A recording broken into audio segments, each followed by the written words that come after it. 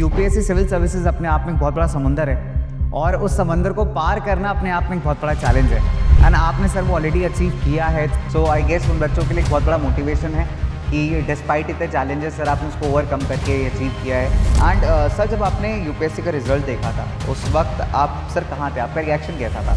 मैं अभी रिजल्ट आया चेक करने वाला था जबकि उसका कॉल आ गया दोस्त का कि तेरा हो गया। मैं बात करूँ जैसे कई बार ऐसा होता है ना, यूपीएससी एक बहुत बड़ा ड्रीम है एंड मेंटली कभी कभी ये जर्नी बहुत एग्जॉस्टिंग हो जाती है, तो ऐसे में फैमिली का सपोर्ट एक इंपॉर्टेंट पॉइंट है। I am from middle class, तो ऐसा होता है कि you are not getting that much support. Sir एक दो एग्जाम्स जो आपने दिए अगर आप नेम कर पाएँ, बिकॉज बच्चों के लिए भी एक ऑप्शन मिल जाएगा कि लेट्स से अगर ये जर्नी नहीं क्रैक होती तो फिर नेक्स्ट व्हाट। बेसिकली 3000 लोगों की जॉब हर साल पक्की है, तो ऐसा नहीं है कि जो सिलेक्ट होते हैं उनका ही जॉब लगता है। सर आपके प्रति जब हमने बात की स्टार्टिंग में भी कि सर आपने कहा बहुत सारे कॉल्स आए जब आपका यूपीएससी क्लियर हुआ एंड इनफैक्ट जब आपका यूपीएससी क्लियर हुआ तब उन लोगों का नज़रिया आपके प्रति कैसे बदला?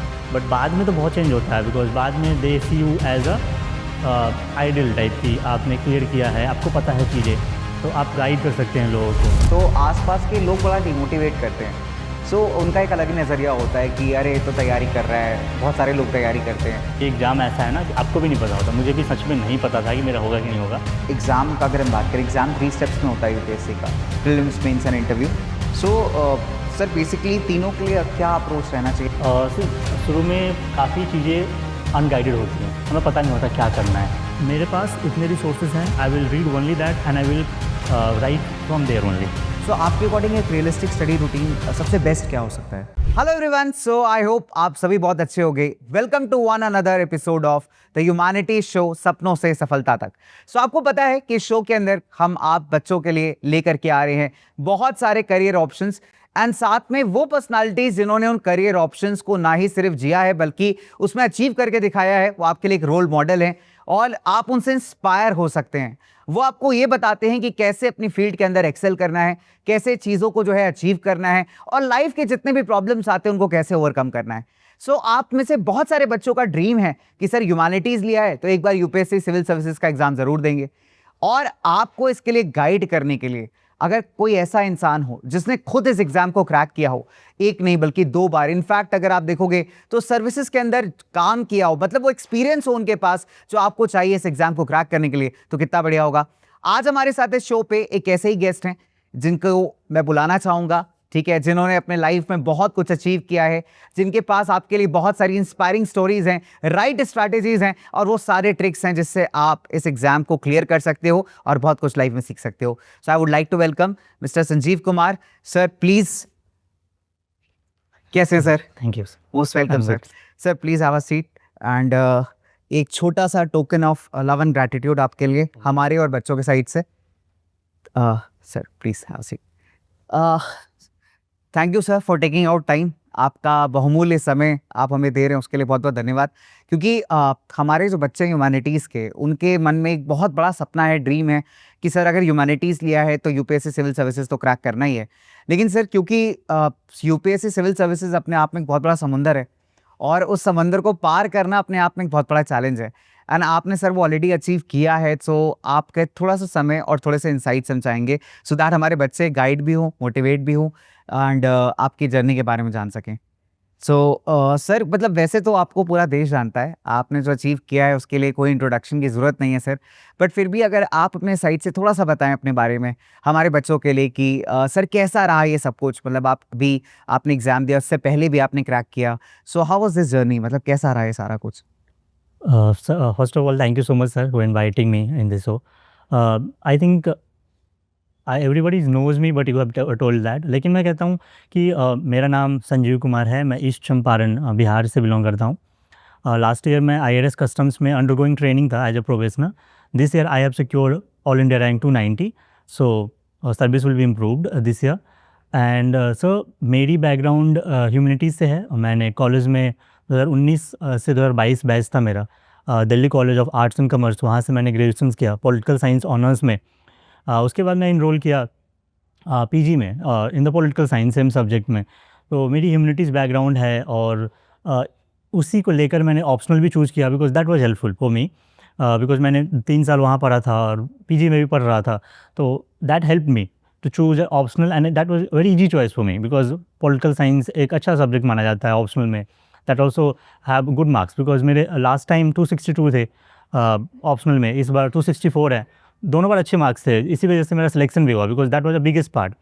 सो I think that was the changing moment for me to choose an humanity subject in the UPSC optional. Sir great sir, तो मतलब ये बहुत इंस्पायरिंग है हमारे बच्चों के लिए, बिकॉज कई बार ऐसा लगता है कि क्या ह्यूमैनिटीज़ लेकर के चीज़ें हो पाएंगी, बट सर आप लिविंग एग्जाम्पल हैं.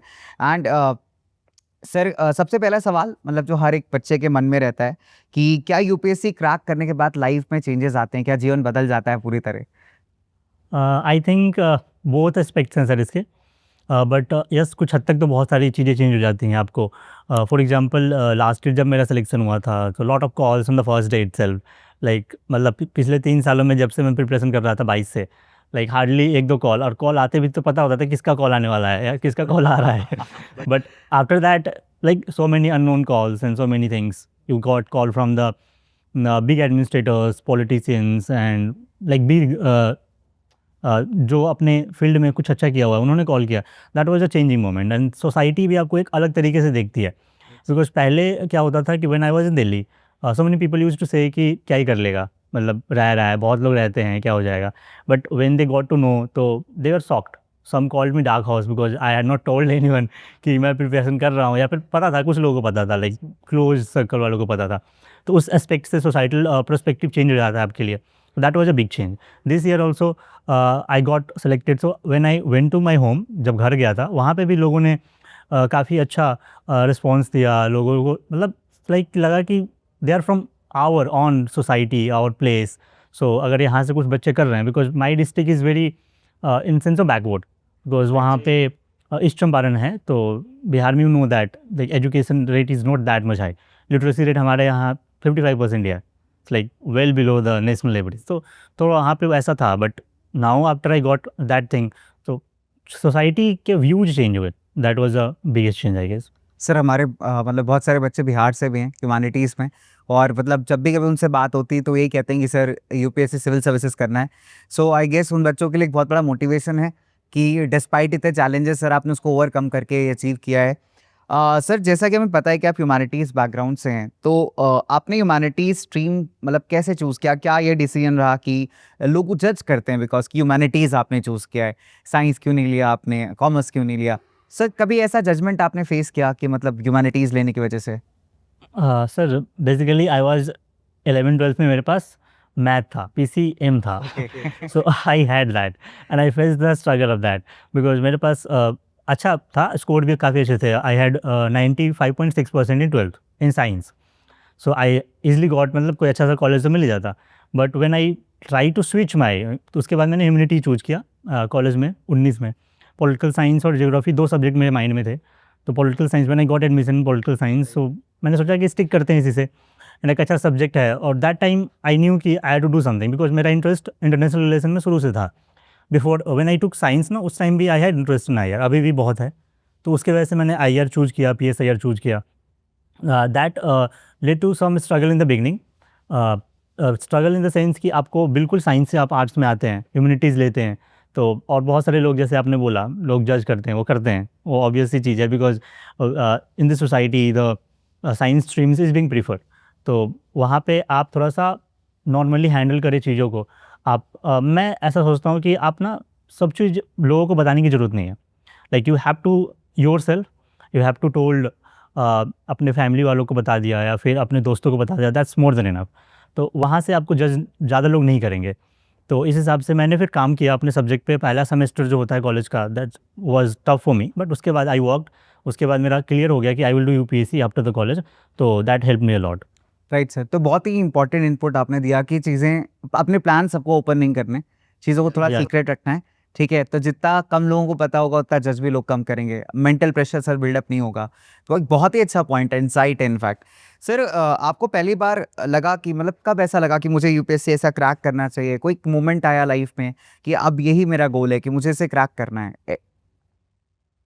सर ऐसा एक पार्टिकुलर मोमेंट नहीं है, but when we were in college तो बहुत सारे लोग, civil servant was a bigger option for me. So मैंने सोचा कि प्रिपेयर करते हैं, 2-3-4 साल जितना साल लगेगा, एक टाइम फ्रेम लेकर कि इतना टाइम में हो जाना चाहिए. तो फिर मैंने 22 में प्रिपरेशन स्टार्ट किया और 1 साल अच्छे से किया। फिर next year I gave exam 23 में, उस समय मेरा प्रीलिम्स हो गया, मेंस नहीं हुआ। And in 2024 I got selected in IRS customs, तो सेकेंड अटेम्प्ट में वहाँ पे हो गया, थर्ड अटेम्प्ट में 290। So it was a journey of 3 years. So basically इससे एक चीज़ सीख सकते हैं कि like you have to be consistent, you have to be disciplined, you have to be focused toward your goal. So वो college वाला जो मोमेंट था कि I had to prepare and I will stick towards it, वो sir एक ऐसा moment था। Great sir. So basically मतलब एक और इनपुट हमें यहाँ से मिला कि अपने गोल को स्टिक करके चलना चाहिए, Yes. राइट। एंड सर कभी ऐसा नहीं हुआ कि मतलब मन किया हो कि सर ये राइट डिसीजन है कि नहीं है, ऐसा मतलब कभी, क्योंकि आप बहुत श्योर हो गए कॉलेज में कि मुझे यूपीएससी क्रैक करना है, कभी वो लाइक पॉइंट ऑफ डाउट आया हो कि क्या मेरा डिसीजन सही है? हाँ सर, पहला अटेम्प्ट के बाद आया था। जब पहला अटेम्प्ट दिया, प्रीलिम्स हो गया था, बिकॉज़ उस समय हमें पता नहीं होता बहुत सारी चीज़ें, क्योंकि यूपीएससी ना एक अनप्रेडिक्टेबल है, पता नहीं होता क्या होने वाला है। कॉपी कैसे चेक होती हैं, मार्क्स कैसे आते हैं, you don't know. Like first attempt में तो बिल्कुल पता नहीं होता है। नए-नए होते हैं तो लगता है कि एग्ज़ाम दे रहे हैं, हो जाएगा। पहला प्रीलिम्स हो गया तो आई वाज़ लाइक ठीक है, अब मेंस की करते हैं। मेंस भी अच्छा दिया, तो पता नहीं था कि होगा कि नहीं होगा, बट नहीं हुआ था पहले अटेम्प्ट में मेंस, तो आई वाज़ लाइक ब्रोक डाउन। 1 महीने तक तो बिल्कुल पढ़ाई नहीं हुई थी उस time, because I was like going through that phase. Then in that case ना कुछ टीचर्स, मेंटर्स जो होते हैं आपके, दैट हेल्प मी अलॉट। एक टीचर है मेरे जो ऑप्शनल के टीचर हैं, PSIR के, उन्होंने मुझे गाइड किया उस टाइम पे, उस फेज़ में, उस लो फेज़ में, कि like you have to prepare well, तुम्हारे आंसर्स बहुत अच्छे हैं, you have the potential, so you can do that. ऐसे एक बार में हार नहीं मानते हैं। So that gave me the courage कि एक और अटेम्प्ट लिखते हैं, लकली उसमें हो गया सर। तो उसके बाद तो ऐसा था कि एक बार हुआ है तो एक बार और दे सकते हैं, तो दैट वाज़ द मोटिवेशन। तो वही sir, mentors are very much important in that low phase. क्या बात है सर। सो यू अचीव्ड, आपने वो भी क्रैक किया। सर आपका कोई क्लास 11 का स्टूडेंट अभी से यूपी, जैसे अभी फॉर एग्जांपल बहुत सारे बच्चे हमारे ह्यूमैनिटीज़ हैं, तो लेट्स से कि आपने कॉलेज के टाइम पे डिसाइड किया कि मुझे यूपीएससी क्रैक करना है, आपका इंटरेस्ट पहले से इंटरनेशनल रिलेशंस में था। सो अगर कोई क्लास 11th का बच्चा है जो अभी से ड्रीम देख रहा है कि सर मुझे यूपीएससी सिविल सर्विस क्रैक करना है, सो क्या क्या स्टेप्स हो सकते हैं जो अभी से फॉलो कर सकता है अपनी ड्रीम को अचीव करने के लिए? स्पेशली अगर ह्यूमैनिटीज़ का कोई स्टूडेंट है 11th में, बेसिकली आपके पास history, geography, political science, economics वगैरह सब्जेक्ट्स होंगे, कोर सब्जेक्ट्स। सो आप ट्राई करें कि उनको आप अच्छे से पढ़ें 2 साल 11th और 12th में, बिकॉज वो सारी चीज़ें जो आप यहाँ पे पढ़ते हैं वो इवेंचुअली हेल्प करेगा आपको एक बेस बिल्ड करने में, जो आपका यूपीएससी के प्रिपरेशन में काम आएगा। बिकॉज यूपीएससी का वेटेज जो है जीएस का पूरा 1 2 3 4 जो 4 जीएस होते हैं, और ऐसे होता है, ऑप्शनल होता है, दैट इज़ मोस्टली जो ओरिएंटेड है वो ह्यूमैनिटीज़ पे ही है। अगर आप मैथ्स या फिर कोई और साइंस के सब्जेक्ट ऑप्शनल में चूज़ नहीं करते हैं, तो there is no science in the UPSC. So CSAT में ऑफ कोर्स है, बट मैथ्स थोड़ा सा वो क्वालिफाइंग ही है। तो आप यहाँ से अगर आप प्रिपेयर करते हैं तो एक बेस बन जाएगा। जैसे हम लोग गाइड करते हैं बच्चों की, like you have to start with NCERT, but अगर आप ह्यूमैनिटीज़ लेके रखे हैं तो आपको पढ़ने की ज़रूरत नहीं है NCERT, you can directly jump to the standard books. तो आपका वो 2 साल यहाँ पे अगर जो मेहनत करते हैं वो आपका टाइम बचेगा। Basically you have to focus on the NCERTs in the 11th और 12th, जो आपके पढ़ाया जा रहा है वो आप पढ़ें। और कॉलेज में एंटर करते ही like you have to start your preparation. अगर आपको पहली बार में निकालना है, मोस्टली कॉलेज के लास्ट और सेकेंड लास्ट ईयर से आप स्टार्ट कर सकते हैं इस प्रिपरेशन को अच्छे से। Great sir. So basically NCERTs की हैं हमारी, और ह्यूमैनिटीज़ वाला बच्चा यहाँ पे टाइम सेव कर रहा है। 11th-12th में आप ऑलरेडी वो सब्जेक्ट्स पढ़ रहे हो जो नॉर्मली साइंस या कॉमर्स का बच्चा दोबारा जाके पढ़ेगा। तो सर एक बहुत ही यूज़फुल इंसाइट है। एंड सर आपकी अगर हम बात करें सर एग्ज़ाम का, अगर हम बात करें, एग्ज़ाम 3 स्टेप्स में होता है यूपीएससी का, prelims, mains and interview. So sir basically तीनों के लिए क्या अप्रोच रहना चाहिए? आपका क्या अप्रोच था तीनों स्टेप्स को लेकर के? सर तीनों का अप्रोच बहुत डिफरेंट होता है और बहुत डिफरेंट होना भी चाहिए। बिकॉज पहला है प्रीलिम्स स्टेज, सेकेंड है मेंस और थर्ड है इंटरव्यू। पहला आपका चेक करता है एमसीक्यू सॉल्विंग स्ट्रेटजी। तो प्रीलिम्स में बहुत सारे क्वेश्चन ऐसे रैंडम होते हैं, तो लोग ऐसे बोलते हैं कि वाई दे आर, मतलब रैंडम इतने क्यों हैं। तो उसका एक चीज़ है कि आपका ना कैलकुलेटेड रिस्क एबिलिटी चेक करना चाहते हैं, और the on the spot decision making. Because आप अगर आपको सपोज आप डीएम बन गए, कुछ राइट्स हो गया, वहाँ पे आपको कुछ डिसीजन मेकिंग करना है। अगर आपको सब कुछ बना बनाया मिल जाए तो आप क्यों वहाँ पे बेसिकली। तो प्रीलिम्स आपका वही टेस्ट करता है कि आपको कुछ रैंडम क्वेश्चन आ गए, how are solving that's in the pressure situation. 2 घंटे के अंदर में 100 क्वेश्चन सॉल्व करने हैं। तो prelims is like MCQ game है। आपको उसमें जितना ज़्यादा प्रैक्टिस कर सकते हैं, उसमें आप इंट्यूशन डेवलप कर सकते हैं, कैलकुलेटेड लॉजिक्स, ये सब चीज़ें कुछ होती हैं जो आप प्रीलिम्स स्टेज पे कर सकते हैं। That is a perspective for the prelims. Mains के लिए answer writing, answer writing in the sense कि आपको लिखना है 3 घंटे में 50 पेज लिखने हैं, 20 क्वेश्चंस लिखने हैं। तो you have to write a lot. तो शुरू में मैं स्टार्ट किया था तो मेरे को 4 घंटे लगते थे, साढ़े 4 घंटे लगते थे, 3 घंटे का पेपर। बट टाइम पीरियड जो मेंस आता है तो like you right a lot. मैं दिन में कभी कभी 2 पेपर लिखता था 6 घंटे लगातार, या कभी कभी 3 भी लिख दिया, मेरे को स्पीड मेंटेन करने के लिए। बिकॉज आपको रियल एग्जाम में भी एक दिन में 2 पेपर लिखना है, 3 घंटे 6 घंटे, तो सर्वाइव करना is very difficult and have to write continuously for the 3 days and then gap, फिर उसके बाद 2 डेज। तो like answer writing is very important in that phase, और कुछ कुछ कंटेंट वगैरह ऐड करना, कुछ इनोवेटिव चीज़ें ऐड करना, दैट इज़ फॉर मेंस। और इंटरव्यू अलग स्टेज है बिल्कुल, that is checking your communication skill, कि आप सही से बात कर पा रहे हैं कि नहीं, आप ऑनेस्टली बात कर पा रहे हैं कि नहीं। Because they ask some questions, random questions, and अगर आप उसमें झूठ बोल दिए तो दे विल जस्ट आपको आउट कर देंगे, बिकॉज आपको उन पर ट्रस्ट है ही नहीं। आप झूठ बोल रहे हैं, आपको पकड़ लेंगे, because they are very experience persons. Like 5 लोग हैं, एवरेज एज 50 to 60 होता है, 300 years almost. So like they are judging you, and आप झूठ नहीं बोल सकते। कम्युनिकेशन स्किल अच्छा रखिए। अगर आपके हिंदी मीडियम है तो you are already well, English medium है थोड़ा सा फ्लुएंसी सीख सकते हैं, कम्युनिकेशन स्किल बोल के अपने दोस्तों के साथ। सो that is the approach for the all the 3 stages. क्या बात है सर, मतलब दैट वाज वेरी हेल्पफुल, बहुत ही अच्छा इंसाइट था। क्योंकि कई बार ऐसा लगता है कि मतलब तीनों में बहुत सिमिलैरिटी है, बट जो सिमिलर नहीं है वो आपने बताया कि प्रीलिम्स क्विक डिसीजन मेकिंग को टेस्ट करता है, मेंस के अंदर हम आंसर राइटिंग करते हैं, and again interviews more about communication, कि आप कौन हैं बेसिकली, ऐसा। तो हम वहाँ पे फेक नहीं कर सकते, तो ये ज़रूरी है। तो सर ये कम्युनिकेशन स्किल्स मतलब हम क्या अर्ली स्टेजेस से बिल्ड कर सकते हैं यहाँ पे? कुछ जो आपने किया आपको लगता है कि ये आपके लिए वर्क किया? Sir most important thing for the communication skill is the newspaper. Like बहुत सारे लोग न्यूज़पेपर नहीं पढ़ते हैं, बट आई सजेस्ट कि न्यूज़पेपर पढ़ना चाहिए थोड़ा सा। फॉर एग्जांपल प्रीलिम्स के लिए आपको उतना ज़रूरी नहीं है न्यूज़पेपर, बिकॉज आपको मटेरियल मिल जाता है कोचिंग्स के मैगजीन्स वगैरह से। But you should still read newspaper for at least half an hour. और मेंस के लिए तो आपको पढ़ना ही पड़ेगा, बिकॉज एडिटोरियल के लिए। और न्यूज़पेपर के लिए तो like for interview newspaper is a key. I used to read 3 newspaper, sometimes in the last 1 month 4 newspaper हो जाते थे। बिकॉज आपको वहाँ से ना, आप जब पढ़ते हैं उसको, आप कुछ पढ़ा फिर उसको try to answer in your own words, that is very much important. तो वहाँ से हम कर सकते हैं, वहाँ से सीख सकते हैं। और उसके बाद अभी तो मैंने चैट जीपीटी का बहुत यूज़ किया था सर कम्युनिकेशन स्किल्स के लिए। आई जस्ट यूज टू से कि like you should take my mock interview, और आप मेरा मॉक इंटरव्यू लीजिए, मैं उसका आंसर दूंगा। एंड द चैट जीपीटी और जेमिनाई जो भी है दोनों में से, they use to ask me questions, I will answer that, and वो क्रॉस चेक कर देते थे फिर कि हाँ ये थोड़ा सा ऐसे इंप्रूव हो सकता था, you can answer that better.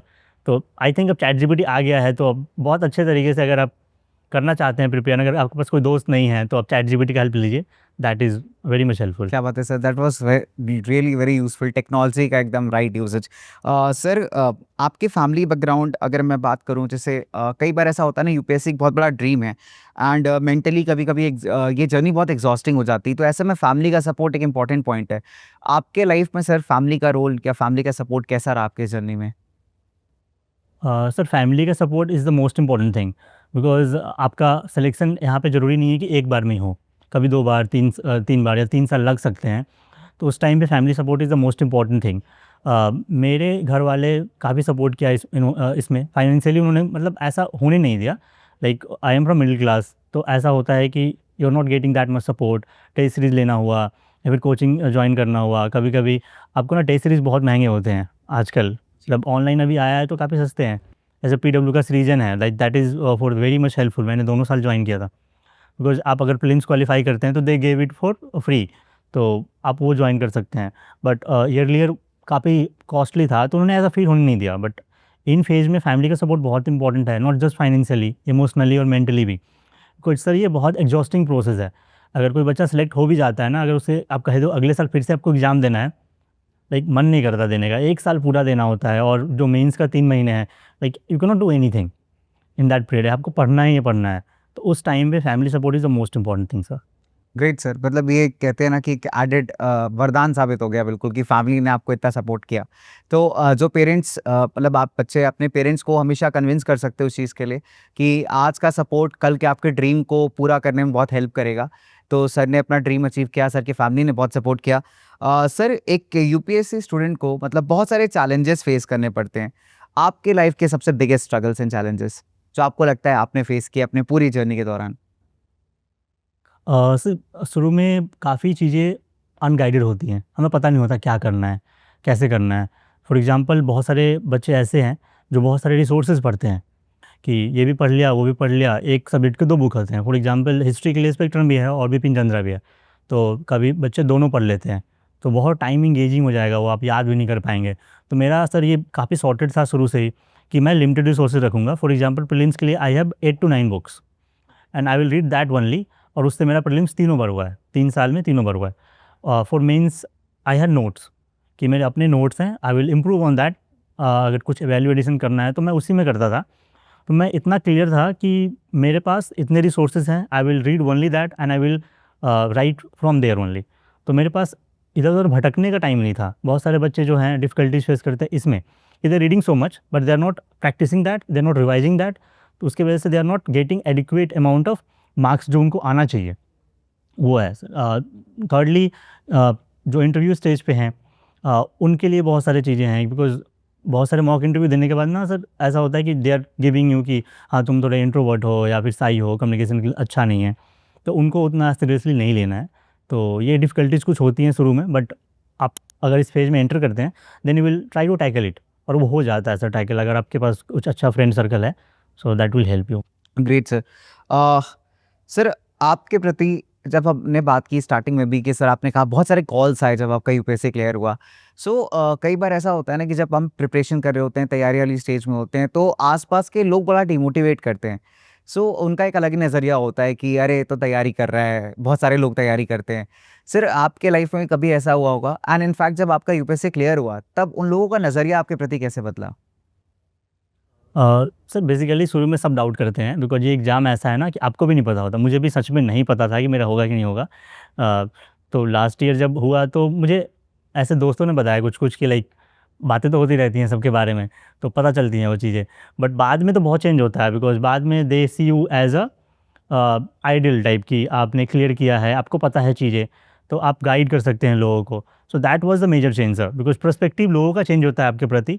Societal perspective तो है ही, फ्रेंड सर्कल में भी आपका चेंज होता है, बट जो पुराने दोस्त हैं वो तो आपको मतलब इनसाइट्स देंगे, पुराने वाले जो होते हैं, तो that was the biggest change I think. Great sir. Sir एक कॉमन सवाल, मतलब जो हर एक एवरेज स्टूडेंट पूछता है कि यूपीएससी करने के लिए कितने घंटे पढ़ना चाहिए। ये बड़ा कॉमन क्वेश्चन है, अगर हम कभी क्लासेस में भी बात करते हैं इसके बारे में, सर कितने घंटे पढ़ेंगे तो यूपीएससी क्रैक हो जाएगा? आई थिंक सर इसका कोई एक टाइम फिक्स नहीं है कि आपको इतने घंटे पढ़ने हैं। बहुत फ्लेक्सिबल होना चाहिए टाइम पीरियड। फॉर एग्जांपल अगर आप स्टार्टिंग कर रहे हैं तो 8 से 10 घंटे मिनिमम दे सकते हैं आप। अगर एग्ज़ाम बहुत पास आ रहा है, जैसे अभी नेक्स्ट वीक प्रीलिम्स है 24 तारीख को, तो उसमें आप अभी तो कम से कम 15-16 घंटे देने पड़ेंगे। तो यहाँ पे अगर मेंस आपका पास आ रहा है, फॉर एग्जांपल में प्रीलिम्स के और मेंस के बीच में 3 महीने का टाइम होता है, उसमें आप 8 से 10 घंटे नहीं पढ़ सकते हैं, उसमें आपको 12 से 13 घंटे 14 घंटे पढ़ने पड़ेंगे। सो एक फ्लेक्सिबल टाइम लेकर चलें, और टाइम पीरियड ऐसा हो कि आप बिल्कुल घंटे घंटे वाइज अपना टाइम टेबल ना बनाएं कि 10 बजे नाश्ता करूँगा, 10 बज के 15 मिनट में पढ़ने बैठ जाऊँगा, that should not be there. एक फ्लेक्सिबल टाइम होना चाहिए। फॉर एग्जांपल मेरा कैसा था, मैं रात को सपोज़ मैं 12 बजे सो रहा हूँ, 7 बजे उठ जाऊँगा, फिर 7 से 12 तक एक टाइम फ्रेम बनाऊँगा। उस टाइम फ्रेम में 5 घंटे के बीच में मेरे को 3 घंटे पढ़ने हैं, बाकी मैं 2 घंटे कर रहा हूँ, क्या कर रहा हूँ दैट डज़ नॉट मैटर। फिर वैसे ही 12 से 6, फिर 6 से 12, तो ऐसा टाइम पीरियड बना के कि मैं 12 से 13 घंटे रोज़ निकाल लूँ ड्यूरिंग द एग्जाम पीरियड। और जैसे लीन फेज चलता है, फॉर एग्जांपल आपका मेंस जब हो जाता है तो लीन फेज चलता है, तो उसमें आप 6 घंटे भी पढ़ते हैं, 7 घंटे भी पढ़ते हैं, तो that's more than enough sir. तो एक फ्लेक्सिबल होना चाहिए कि जब आपको ज़रूरत है तो आप 12 घंटे भी पढ़ पाते हैं, 8 घंटे भी या 6 घंटे भी, that's would be I think मेरे हिसाब से ये अप्रोच होना चाहिए सबके लिए। राइट सर, मतलब बहुत ही रियलिस्टिक टाइम टेबल कह सकते हैं इसको, क्योंकि जनरली ऐसा ही होता है जब स्टार्टिंग में हम जाते हैं प्रिपेयर करने, तो फिर वही वाला होता है 1 घंटे ये करेंगे, 2 घंटे ये करेंगे, बट वो फॉलो नहीं हो पाता कभी। ग्रेट सर, तो मतलब ये एक बहुत अच्छा इनपुट हमें मिला कि लाइफ पे एक रियलिस्टिक टाइम टेबल होना चाहिए। मुझे लगता है कि क्लास 11-12 के बच्चे भी ऐसा कर सकते हैं अभी से, जैसे आपने बताया, जैसे सर ने बताया, तो इसको आप फॉलो करो, इनफैक्ट आपको इससे कहीं ज़्यादा बेटर आउटपुट मिलेगा। सर एक ह्यूमैनिटीज़ अगर मैं बात करूँ तो आपने ऑलरेडी बताया कि बहुत हेल्पफुल था, 12th आपका साइंस से था, फिर आपने ह्यूमैनिटीज़ ऑप्ट किया। सो स्पेसिफिकली क्या रोल आपको लगता है सर ह्यूमैनिटीज़ प्ले करती है एज अ बैकग्राउंड यूपीएससी के लिए? सर आप जीएस 1 को देखें तो उसमें हिस्ट्री है, ज्योग्राफी है और सोसाइटी है, तीनों ह्यूमैनिटीज़ हैं। सेकेंड पेपर देखें जीएस 2, उसमें पॉलिटी है, सोशल जस्टिस है, इंटरनेशनल रिलेशंस हैं, गवर्नेंस है, ये भी पूरा ह्यूमैनिटीज़ है। थर्ड पेपर देखते हैं आप, उसमें इकोनॉमिक्स है, एग्रीकल्चर है, एनवायरनमेंट है, साइंस एंड टेक्नोलॉजी है, जो 2-3 क्वेश्चन ही आता है हर साल, 250 में से। उसके बाद आपका इंटरनल सिक्योरिटी है, ये भी ऑलमोस्ट पूरा ह्यूमैनिटीज़ है, थोड़ा सा साइंस है इसमें। 4 देखें एथिक्स है, एथिक्स इज़ कम्प्लीटली ह्यूमैनिटीज़। तो आप पूरा देख रहे हैं यहाँ पे, आपका पूरा ह्यूमैनिटीज़ है। ऐसे अगर आपका ह्यूमैनिटीज़ है तो आप अच्छा ऐसे लिख सकते हैं। ऑप्शनल आपके अपने चॉइस है, आप ह्यूमैनिटीज़ का कोई भी सब्जेक्ट ले सकते हैं। सो दैट पूरा एग्ज़ाम ह्यूमैनिटीज़ पे बेस्ड है। तो इट्स लाइक अगर आप ह्यूमैनिटीज़ पे अच्छी आपकी स्ट्रॉन्ग होल्ड है तो ईज़िली इसको आप अप्रोच कर सकते हैं और क्लियर कर सकते हैं। तो that is the biggest advantage in my perspective sir. Right sir, तो मतलब ये ह्यूमैनिटीज़ वाले बच्चों के लिए एक बहुत ही अच्छी एडवांटेज है, ठीक है, कि अगर आपका बैकग्राउंड ही ह्यूमैनिटीज़ है तो सर वो काफ़ी हेल्प करेगा आगे चल के, चाहे वो मेंस हो आई गेस, चाहे प्रीलिम्स पे हो। तो ये सर के साइड से एक बहुत ही अच्छा इनसाइट अपने को मिला। एंड सर, जब आपने यूपीएससी का रिजल्ट देखा था उस वक्त आप सर कहाँ थे, आपका रिएक्शन कैसा था? बिकॉज ये एक ऐसा एग्जाम है जिसका रिजल्ट और भी आप क्लियर कर लो तो मतलब आई गेस स्पीचलेस हो जाते हैं हम सब। सर आपका वो रिएक्शन एक बार अगर आप रिकॉल कर पा रहे हो। सर मैं दोनों साल का बताता हूँ। बिल्कुल, पिछले साल का बताता हूँ पहले। पिछले साल ऐसा था कि रिज़ल्ट आने वाला है, पता था कि 22 अप्रैल को, मुझे आज भी डेट याद है बिकॉज़ वो डेट मैं भूल नहीं सकता कभी। 22 अप्रैल को रिज़ल्ट आने वाला था, सुबह से लग रहा था कि आएगा। जनरली 12 बजे से वो माहौल बनना स्टार्ट होता है, हम लोग माहौल बोलते हैं उसको, कि माहौल बनना स्टार्ट होता है। 12-1 बज गया, 1 बजे लंच होता है, हमें पता है कि यूपीएससी का 1 बजे लंच होता है, 2 बजे तक लंच होता है। तो हमें एक्सपेक्टेड था कि 2 बजे के आस-पास आएगा। एग्ज़ैक्टली 2 बजे आया। आई वाज़ लाइक, कॉल आया एक दोस्त का कि रिज़ल्ट आने वाला है। मैंने बोला हाँ भाई रिज़ल्ट आने वाला है। मैं अभी रिज़ल्ट आया चेक करने वाला था जबकि उसका कॉल आ गया दोस्त का कि तेरा हो गया। तो मैंने बोला भाई झूठ-वूठ मत बोल मुझे चेक करने दे पहले, हुआ है कि नहीं हुआ है। तो चेक किया तो हो गया। तो उस टाइम ये था बिल्कुल कि दोस्त ने बताया मुझे, मैंने नहीं देखा था रिज़ल्ट। इस साल क्या हुआ, I was with my sister, मैं अपनी बहन के साथ था। तो ऐसा ही था सेम कि रिज़ल्ट आने वाला है, पता है। कितने बजे आएगा नहीं पता है। सेम 2 ढाई बजे के आस-पास इस बार रिज़ल्ट आया, 2:15 के आस-पास। So she got to know पहले उसका कि रिज़ल्ट आया है। तो उसने देखा, उसने नाम बताया कि तुम्हारा हो गया। संजीव कुमार ऐसा नाम था, मतलब पीडीएफ जो आती है। मैंने बोला रोल नंबर बताओ, मेरे को डाउट है तुम पे तो उसने रोल नंबर बताया तो ऐसा हो गया। तो इट्स लाइक दोनों बार मेरे को किसी और से पता चला। तो ये था कि सर मुझे इतना स्ट्रेस नहीं लेना पड़ा रिज़ल्ट देखने के लिए, मैं देखता बट बाद में देखता। तो आई think that was the most changing moment for me because उसके बाद थोड़ी-सी लाइफ़ चेंज हुई है, ऑफ़कोर्स चेंज हुई है सर, बहुत कुछ चेंज हो जाता है, लोग आपको अलग तरीके से देखते हैं। So that was the best time, I still remember those days. Sir nervousness हुई थी जिस दिन रिजल्ट आ रहा था कि आने वाला है? सर सबको होती है, 2-3 दिन पहले से होती है। आप एक बार ऑलरेडी क्लियर कर चुके थे, फिर भी वो पॉइंट था नर्वसनेस वाला कि आज फाइनली रिजल्ट है, थोड़ा धक-धक हो रहा है दिल में? सर ऑनेस्टली बहुत होता है बिकॉज़ ये एग्ज़ाम ऐसा है ना, जो जो इनका सिलेक्शन हुआ है उनका भी नहीं होता है सेकेंड बार में या फिर जब भी देते हैं। तो ऐसा था कि अगर मान लीजिए मेरा रैंक उसके आसपास ही आता पिछले साल जितना आया था, तो फिर कुछ होने वाला भी नहीं था सिलेक्शन के बाद भी। तो ऐसा था कि कुछ अच्छा रैंक आएगा तभी कुछ सर्विस इम्प्रूव होगा, इससे मतलब बेटर मिलेगा। तो आई थिंक वो डर था मेरे अंदर भी, नर्वसनेस थी सर, तो सबको होती है, आई थिंक होना भी चाहिए। क्या बात है! तो एग्ज़ाम से पहले की नर्वसनेस इम्पोर्टेंट है, खुशी भी अलग मिलती है अगर अच्छा आ जाए तो। जी सर। क्या बात है! तो सर ने अचीव किया, सर की खुशी बिल्कुल अलग थी। एंड सर कभी ऐसा मोमेंट आया जब आपको ऐसा लगा गिव अप कर देते हैं, अब नहीं हो पाएगा, मतलब ये मेरे बस का नहीं है, मतलब एक मन में कभी-कभी आता है ना वो डाउन फेज़ आता है कि सर अब नहीं हो सकता, कभी ऐसा मोमेंट आपकी लाइफ़ में? सर ये ऐसा एग्ज़ाम है ना, आपको इतना पढ़ना है कि आपको जब अच्छे मार्क्स नहीं आते टेस्ट सीरीज़ में ना, तो लगता है कि छोड़ देते हैं, हम नहीं होने वाला। ऐसा तो नॉर्मली सबके साथ होता है, बट मेरे साथ एक बार हुआ है जो मेंस रिज़ल्ट के बाद, जो मैंने बताया कि मेंस रिज़ल्ट जब मेरा नहीं हुआ था बिकॉज़ उस टाइम ना UPSC just release a PDF जिसमें जो सेलेक्ट हुए हैं उनके नाम होते हैं, बाकी के नाम नहीं होते, मार्क्स भी नहीं होते। तो उस टाइम ना बहुत सेल्फ डाउट करते हैं, आपको पता नहीं है कितने मार्क्स कहाँ रह गए, कहाँ कम रह गए, क्या पूरी गलती थी मेरी, पता नहीं होता 2-3-4 महीने जब तक आपका पूरा रिज़ल्ट नहीं आता ना, मार्क्स वगैरह नहीं आते। तो I was in a very doubt phase में था मैं 3-4 महीने। उस टाइम पे मेरा मतलब वो सबसे लोएस्ट फेज़ था। तो उस समय मेरे को डाउट लगा था कि अब छोड़ देते हैं। तो उसके लिए मैंने सर बहुत सारे एग्ज़ाम फिर दिए कि अगर यहाँ नहीं होता है तो कुछ और देंगे, सीएसआईआर फॉर एग्ज़ाम्पल। उसके बाद मैंने बीपीएससी भी दिया, उसका प्रीलिम्स मेरा हो गया था। मेंस देने की ज़रूरत नहीं पड़ी, उसके पहले यूपीएससी हो गया था। उसके बाद बहुत सारे यूपीएससी अलग-अलग एग्ज़ाम्स लेती हैं। तो वो सारे मैंने एग्ज़ाम्स दिए थे सर। तो because as a backup plan कि अगर यहाँ नहीं होता है तो वो लोएस्ट फेज़ की वजह से हुआ, मैं डर गया था। तो that was the lowest phase. मैं उससे बाहर आया फिर सेकंड अटेम्प्ट में। I got help from the friends and mentors. Great sir. Sir एक दो एग्जाम्स जो आपने दिए अगर आप नेम कर पाएँ, बिकॉज़ बच्चों के लिए भी एक ऑप्शन मिल जाएगा कि लेट्स से अगर ये जर्नी नहीं क्रैक होती तो फिर नेक्स्ट व्हाट?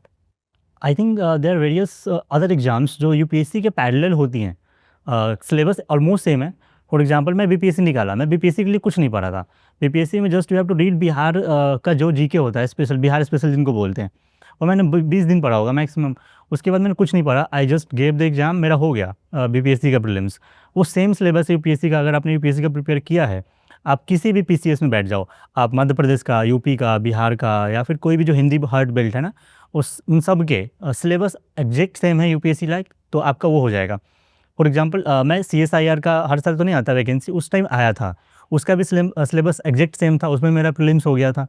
तो ऐसे एग्ज़ाम है, यूपीएससी और भी एग्ज़ाम्स लेती हैं। जैसे आईबी हो गया, मेरा एक दोस्त है, लाइक ही गेव आईबी का, उसका इंटरव्यू कॉल आया। बहुत सारे सीएपीएफ हैं सर, तो सीएपीएफ भी दे सकते हैं। सिलेबस ऑलमोस्ट सेम है, थोड़ा सा अंतर होता है, आप जस्ट उसका प्रिपेयर कर सकते हैं 15-20 दिन एक्स्ट्रा देकर। So they are various other career options अगर आपका यूपीएससी में नहीं होता है तो। बट यही है कि ऐसा अपॉर्चुनिटी कम नहीं है। अगर if you are hard working you will sail through it. Great sir. तो मतलब बहुत सारे अदर अपॉर्च्युनिटीज़ हमें पता चले। तो बच्चों आप ये सब देख सकते हो, नोट कर सकते हो। So one more thing I want to right add sir. कि अगर यूपीएससी का आप इंटरव्यू देते हैं, इंटरव्यू स्टेज तक पहुंच जाते हैं, मेंस आपका क्लियर हो गया, सो गवर्नमेंट है प्रोवाइडेड प्रतिभा सेतु पोर्टल, उससे आपकी जॉब लग जाएगी 100% गारंटीड। सो हर साल 3000 लोग इंटरव्यू देते हैं, उन 3000 की जॉब पक्की है। 1000 लोग तो यूपीएससी सेलेक्ट हो जाएंगे और 2000 की जॉब गवर्नमेंट देती है। For example district youth officer, पे लेवल हमारे जितना ही होता है, पे लेवल 10 होता है, तो सेम सैलरी मिलती है। और वो ministry of youth and sports affair के अंदर काम करते हैं। तो बेसिकली 3000 लोगों की जॉब हर साल पक्की है। तो ऐसा नहीं है कि जो सेलेक्ट होते हैं उनका ही जॉब लगता है। तो आई think that was the biggest change जो पिछले कुछ सालों में आया है, गवर्नमेंट ने लाया है, कि एटलीस्ट जो मेन से निकाल रहे हैं उनकी जॉब तो लगनी चाहिए। सर एक बहुत लेसर नोन फैक्ट था जो आपसे पता चला, मतलब बहुत सारे लोगों को इसके बारे में नहीं पता है, अवेयरनेस भी नहीं है, और ये बहुत एक अच्छा मतलब फैक्ट है जो कि मतलब पता चला है। तो बहुत सारे ऑल्टरनेटिव्स हमारे पास हैं। Great sir.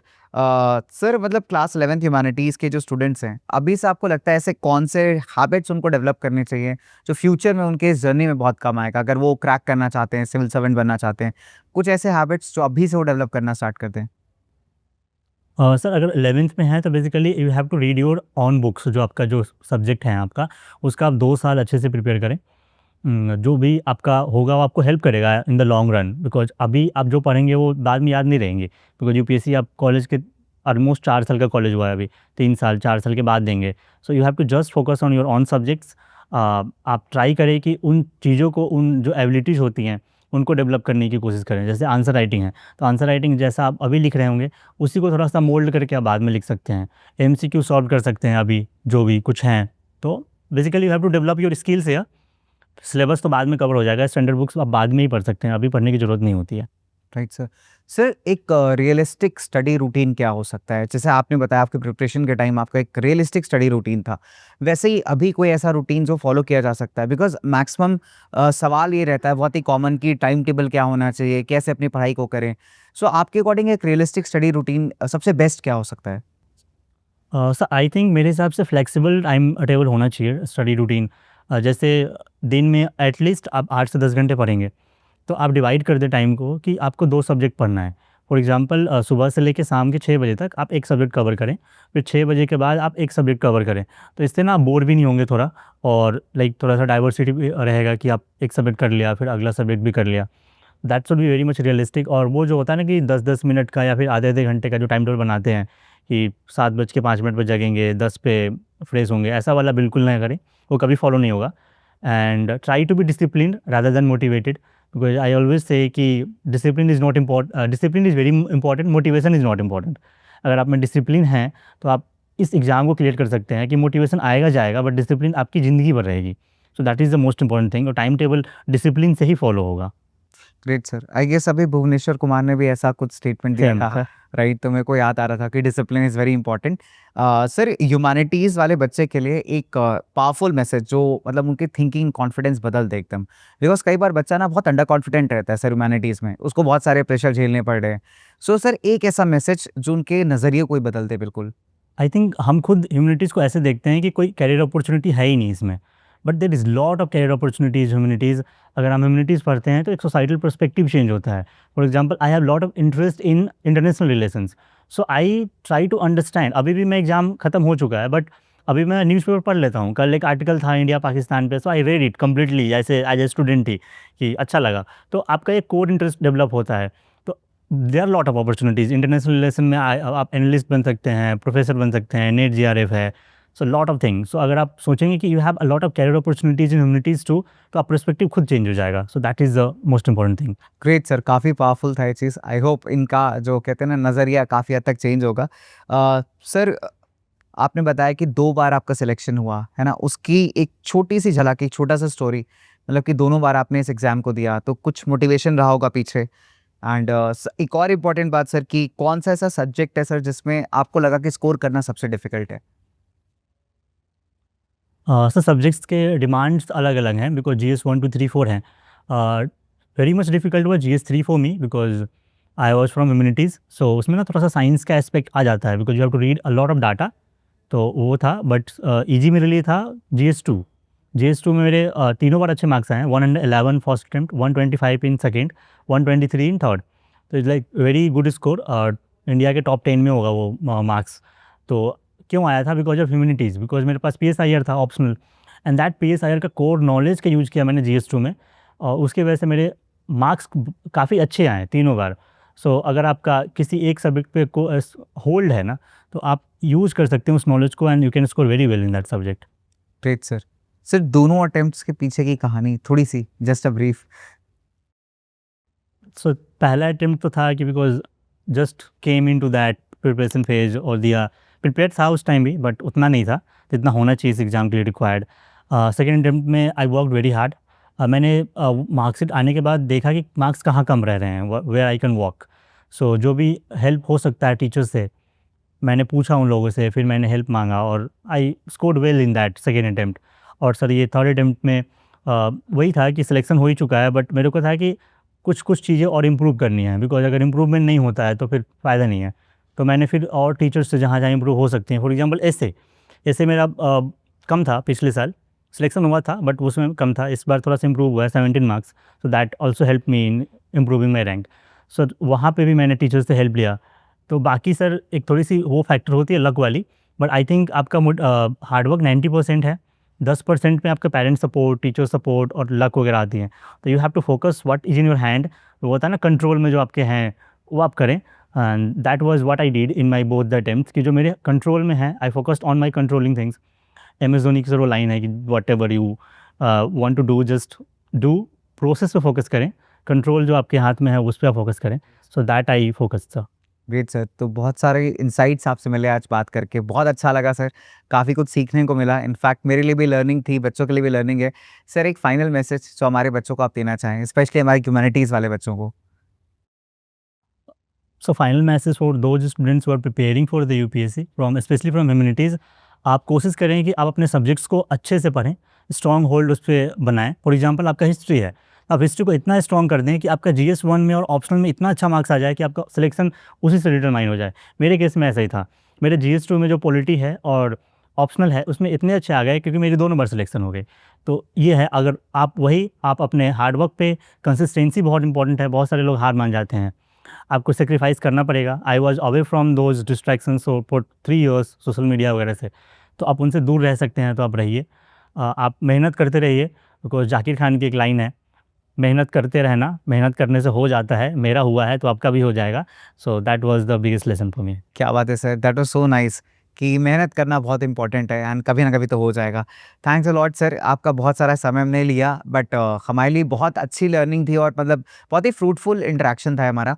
So all the best sir, आगे आप बहुत कुछ बदलाव लाने वाले हैं, चेंजेस करने वाले हैं और आपसे बहुत सारे बच्चे इंस्पायर होंगे। For me also you are an inspiration. तो होपफुली अगर कभी लाइफ ने मौका दिया तो आई विल ऑल्सो ट्राई कि कुछ चेंजेस या कंट्रीब्यूशन मैं कर पाऊँ। So thanks a lot sir, thanks for your time thank you and sir. Interaction बहुत अच्छा रहा। All the best sir. Thank you sir.